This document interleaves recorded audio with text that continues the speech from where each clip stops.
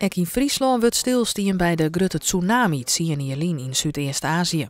Vooral op de keukentafel bij de familie Leistra in Ieën wordt er nog alle dagen op praat.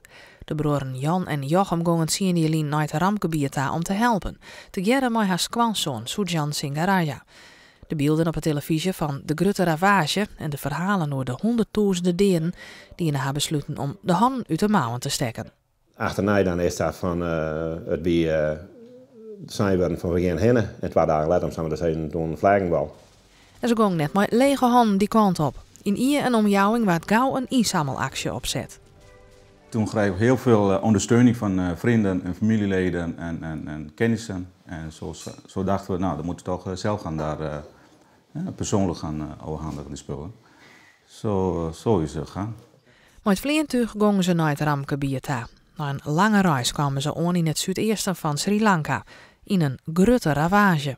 Dan kom je er in het gebied en dan zie je wat dat je nooit dacht.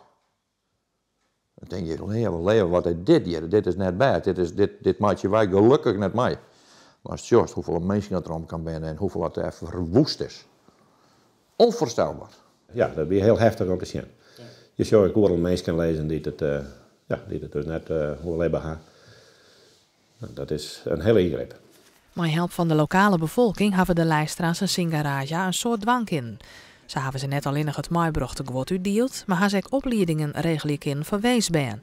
Het is nooit Cienierlien, maar toch denken de malje er haast alle dagen aan. Ik heb regelmatig van die momenten, dan denk ik ja.